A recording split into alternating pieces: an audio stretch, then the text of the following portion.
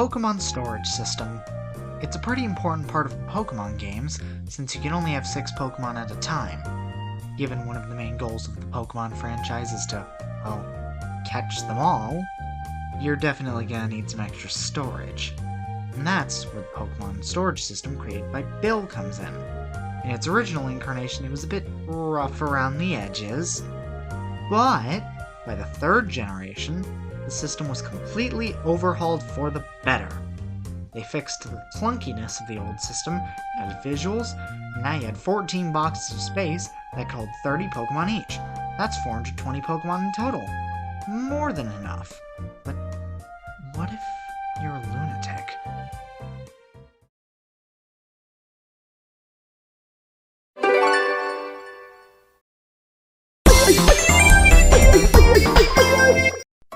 So, having 420 Pokemon wasn't enough for you, huh?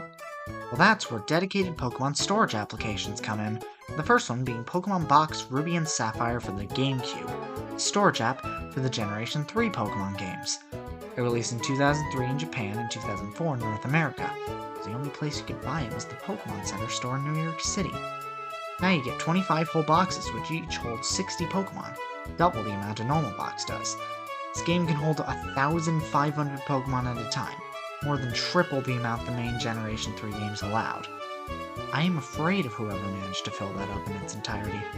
Interestingly enough, despite the game specifically being labeled Ruby and Sapphire, it does also work with Pokemon Fire Red, Leaf Green, and Emerald, albeit with weird restrictions.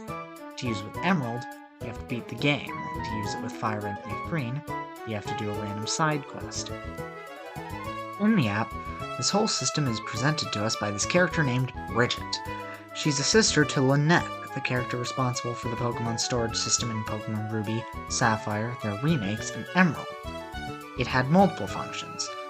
Besides connecting to the Generation 3 Pokemon games to send Pokemon back and forth via the Game Boy Advance link cable, it also had this weird showcase feature where you put these weird trophy figure stand things with pictures of your Pokemon on them.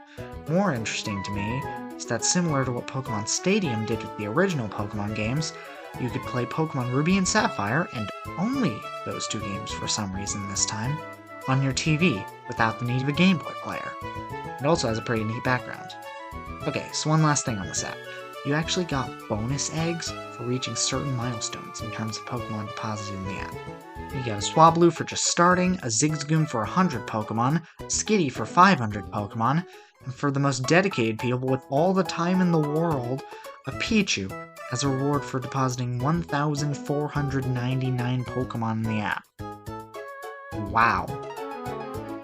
Alright, what's next?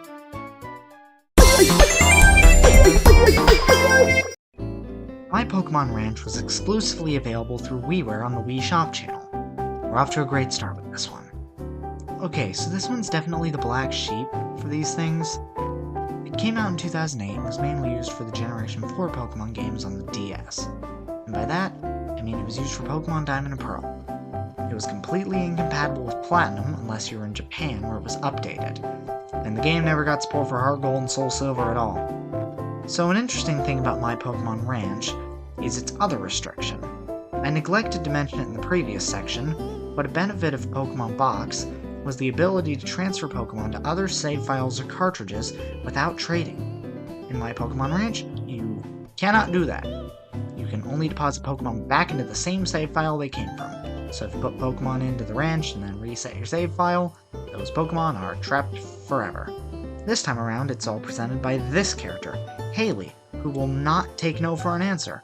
She's apparently friends with Bebe, the person in charge of the Pokemon storage system in Pokemon Diamond, Pearl, their remakes, and Platinum.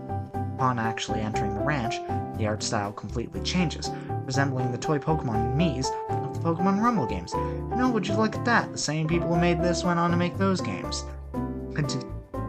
Continuing the trend of this game being very different compared to every other Pokemon storage app, this game actually functions as a standalone title to an extent, in the event of the player not owning one of the Generation 4 Pokemon games. Even if you don't transfer any Pokemon of your own into the ranch, Haley will bring one of hers to the ranch every day. The more Pokemon you add to the ranch, the more it'll level up, and the more features you'll unlock, along with the level increasing the amount of Pokemon that can be in the ranch, level 1 allowing for 20 25, holding 1,000 Pokemon. It also goes up to level 26 and holds 1,500 Pokemon if you have the Platinum update. Also occasionally, Haley will offer a Pokemon up for trade, asking for a Pokemon you can catch in Pokemon Diamond, Pearl, or Platinum. If you trade with her, the Pokemon you get in exchange will either have special moves, usually obtainable via breeding, or it'll be holding a rare item of some kind. She'll even trade you a Phione and a Mew once you reach ranch levels 15 and 25 respectively.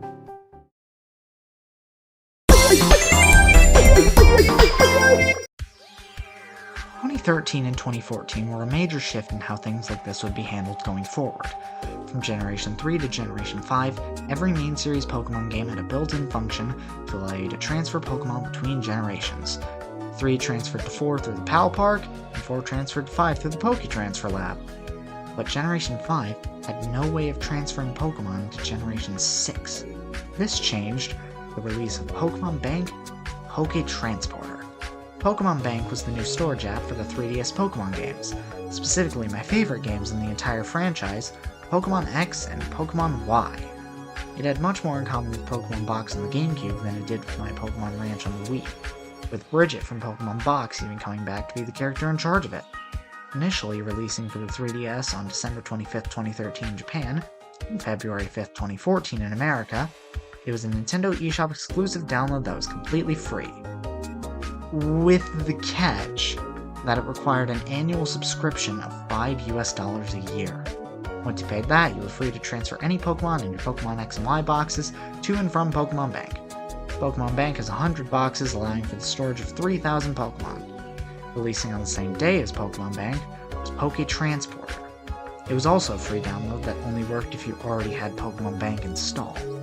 If you opened Poké Transporter while Pokemon Black, White, Black 2 or White 2 was inserted into your system, you would be allowed to transfer everything in Box 1 on that save file into a special extra box in Pokemon Bank called the Transport Box. From there, you'd have to open Pokemon Bank proper to take them out of the Transport Box and put them in another box. From there, they could be transferred into Pokemon X or Y. Pokemon Bank would go on to receive updates adding support for Pokemon Omega Ruby and Alpha Sapphire, and later for the Generation 7 games on the 3DS. Said update also added the National Pokédex into the app, since it wasn't in those games. Along with this, Poké Transporter was also updated to add support for the Virtual Console releases of Pokemon Red, Blue, Yellow, Gold, Silver, and Crystal. This allowed for those games to connect to the rest of the series for the first time. Last but not least, Pokemon Bank had its own special Pokemon obtainable through it, just like Pokemon Box and My Pokemon Ranch. However, these were different, in the sense that they could only be obtained by accessing Pokemon Bank within a certain time frame. Due to this, they are now unobtainable. Some interesting ones were Celebi, Regirock, Registeel, and Registeel, all being obtainable in the Generation 6 games, the Regi trio having their hidden abilities. You could transfer these Pokemon to the Generation 6 games using a feature called the Pokemon Link, which was also used to send over Pokemiles, a currency you received from depositing Pokemon in Pokemon Bank and walking around in the actual Generation 6 games. For Generation 7 distributions, this was made a part of the Mystery Gift function.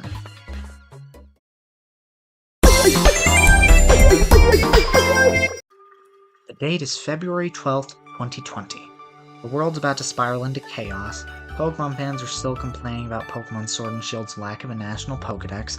To be honest, I kinda prefer not having to collect over 800 Pokemon to get the shiny charm. And Pokemon Home released. The best way I can think of to describe Pokemon Home is that it's Pokemon Bank, but more. And also with completely different game compatibility. Anyways, meet the characters that are supposed to be in charge of this thing. This guy, Pokeboy, and Grand Oak. Yeah, they had this weird obsession with making alternate versions of Professor Oak. Now, as I said, Pokemon Home is basically just Pokemon Bank more. You have 200 boxes, adding up to 6,000 Pokemon being able to fit inside. And the free-to-download subscription model is back. Kind of. You see, there are two plans for Pokemon Home. The free basic plan and the premium plan, which costs $16 a year. Those 200 boxes are only available in the premium plan. Anyone who has the basic plan is stuck with only one box.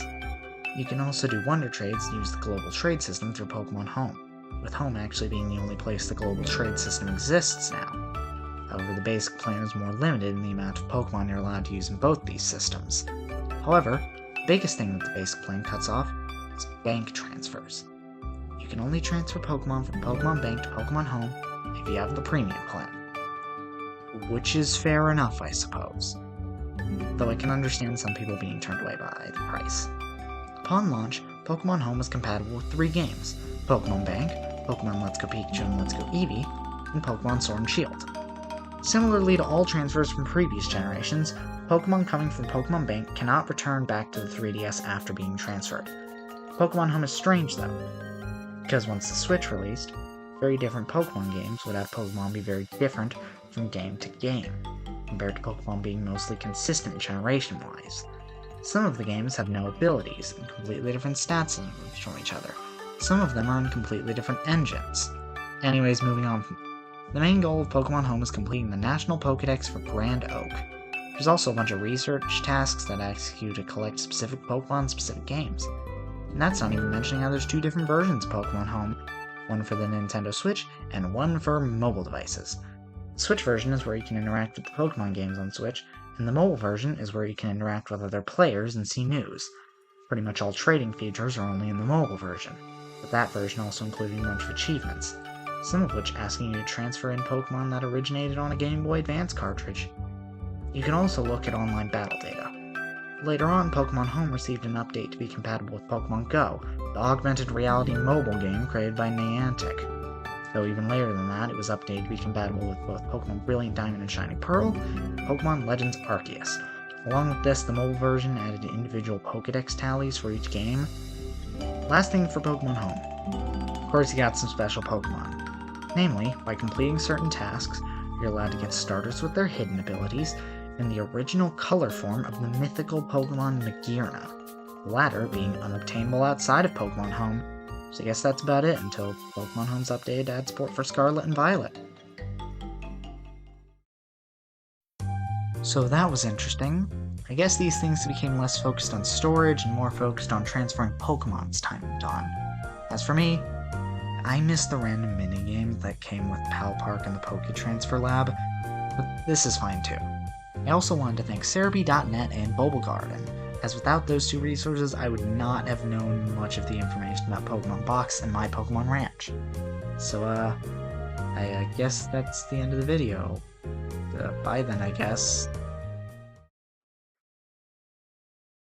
Game Freak, please give us Pokemon X and Y remakes. You can skip Black and White.